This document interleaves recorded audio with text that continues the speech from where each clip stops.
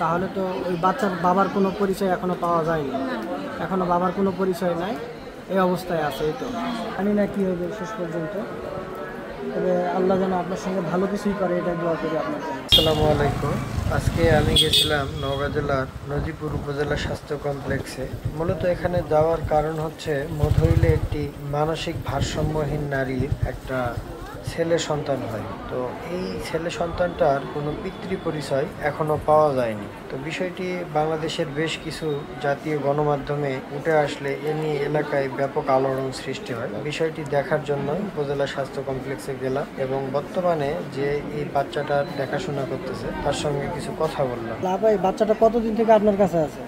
এই বাচ্চাটা আমার কাছে আজকে 3 দিন হচ্ছে। 3 দিন থেকে। তাহলে এখন বাচ্চার দেখাশোনা, খাওয়া দাওয়া, হাসপাতালে যা কিছু সব কিছু আপনি করতেছেন? আমি যখন বাচ্চাটা প্রথমে এখানে আনি তখন ওই চেয়ারম্যান টাকা পয়সা দিচ্ছে ওই বাচ্চাকে এখানে হাসপাতালে ভর্তি করার জন্য। টাকা পয়সা দিচ্ছে। আচ্ছা, দুধ কিনে দিচ্ছে বাচ্চার, আর ইঞ্জেকশন কিনে দিচ্ছে, ওষুধ কিনে দিচ্ছে। তাহলে এই বাচ্চার মা মানসিক ভারসাম্যহীন, সেটা এখন নাই? হ্যাঁ, সেটা এখন নাই। এখন এই বাচ্চার যাবতীয় দেখাশোনা সব কিছু আপনিই করতেছেন? আমি করতেছি। আচ্ছা, বাচ্চাটা হওয়া কতদিন হচ্ছে? আজকে 16 দিন হচ্ছে। আজকে 16 দিন হচ্ছে। হওয়ার পর থেকে আপনি দেখতেছেন?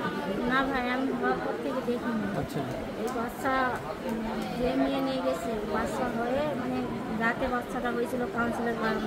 হ্যাঁ হ্যাঁ হ্যাঁ। পরদিন বাচ্চাটা ওখানেই ছিল, ওই অবস্থায় বাচ্চাটা মশা মাছি মানে অনেক কিছু মানে কামড়াইছে। তো ওইখানে এক আপা আসছিল, ওই আপা আবার এই বাচ্চাটা নিয়ে যায় ওর বাসায়, আর মাসাও নিয়ে গেছিল, নিয়ে যায় 3 দিন রাখছে। 3 দিন থাকার পর ওর মা বাচ্চারে রেখে আবার চলে গেছে। আপা মনে করতেছে ওর মা মনে হয় আসবে আসবে আসবে করতে করতে 3 দিন থেকে 4 দিন 5 দিন 6-7 দিন হয়ে যায়, আসে না। তখন ওই যে আপা বাচ্চাটারে ঘুরাই নিয়ে গেছে, সে আপা আবার মানে ফেসবুকে ছবি ছাড়ছে, আবার অনেক জায়গায় নাকি রেটিং চ্যানেল লোক গেছিল, তাদের কাছে আবার বলছে যে বাচ্চাটা নেওয়ার জন্য অনেক লোক গেছিল সেখানে, কিন্তু এই বাচ্চাটা কাউকে দেয়নি। যখন এই বাচ্চার 13 দিন বয়স হয় তখন আমি শুনে আবার আমি গেছি, যাই দেখি ওখানে আমার আগে আরও 3 জন গেছে বাচ্চা নেওয়ার জন্য। আমি গেলাম, আমার নাম শুনলো, শুনে পরে হলো বলতেছে বাচ্চা তো অসুস্থ, বাচ্চা মেডিকেলে নিয়ে যাওয়া লাগবে, তারপর বাচ্চা সুস্থ হবে, তারপর বাচ্চা কার কাছে দেওয়া যায় এটা পরে সিদ্ধান্ত হবে। যে আপার কাছে বাচ্চা ছিল সেই আপা সহ আমার সহ চেয়ারম্যান বলতেছে এই নিয়ে যাবে বাচ্চার সঙ্গে, এই আপা সহ আমাকে এখানে পাঠাচ্ছে। তারপরে আপনি বাচ্চাকে নিয়ে আসে আজকে এখানে আসেন? হ্যাঁ, আর আজকে 3 দিন হচ্ছে। ওই আপা ছিল এখানে, বাড়ির সমস্যা চলে গেছে, আমি এখন দেখাশোনা করতেছি বাচ্চা। তাহলে আমি যতটুকু শুনছি ওই বাচ্চার মা হচ্ছে মানসিক ভারসাম্যহীন, তাহলে তো ওই বাচ্চার বাবার কোনো পরিচয় এখনো পাওয়া যায়নি, এখনো বাবার কোনো পরিচয় নাই, এই অবস্থায় আছে। এই তো যাক, আপনি অনেক ভালো কাজ করছেন, বাচ্চাটাকে নিয়ে আপনি এখানে কষ্ট করতেছেন বা পরম আদরে আপনি বাচ্চাটাকে এখনো আগলে রাখছেন। আপনাদের মতো মানুষের জন্যই বাচ্চাগুলো হয়তো অনেক দিন বেঁচে থাকবে, আমরা এই প্রত্যাশাই করি। অনেক অনেক হ্যাঁ, আপনার জন্য অনেক অনেক দোয়া বা ভালোবাসা থাকলো। আর হচ্ছে এই বাচ্চাকে আর কোনো আর্থিক সহযোগিতা বা কেউ কোনো কিছু দিছে? আমি আজকে আসছিল 2 জন, প্রথমে আসছিল, আচ্ছা, ওরা এসে আবার হচ্ছে বাবুর জন্য 3 সেট কাপড় দিচ্ছে আর একটা দুধের প্যাকেট দিয়ে গেছে।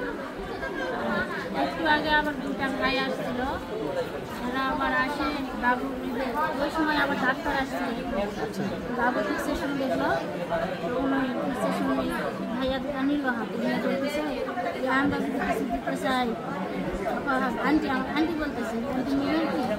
আমি বলতেছি আপনারা যদি খুশি হয়ে দেন আমি নিব, তাছাড়া আমি তো আপনাদের কাছে চাইবো না, বাচ্চা যখন আমার কাছে আছে আমি বাবুদের সব কিছু ওষুধপাতি যা লাগে আমি খেয়ে, যদি খুশি হয়ে দেয় তাহলে দিবে, আমি নিব, সমস্যা নেই।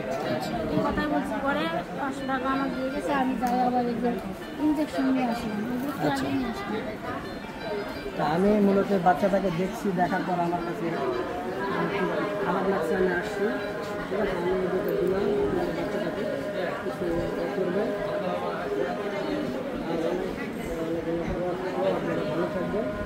এই দোয়া করি আপনাকে ভালো থাকেন। ভালো থাকবেন, আল্লাহ মানুষের মধ্যে। আমি অনেক আশা নিয়ে এখানে বুঝতে, আপনারও তো নিজের কোনো বাচ্চা নেই, না।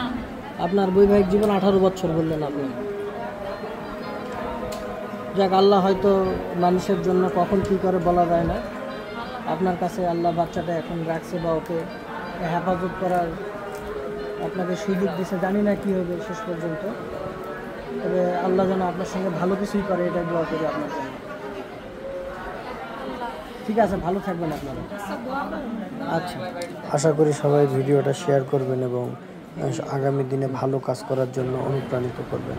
ধন্যবাদ সবাইকে, ভালো থাকবেন।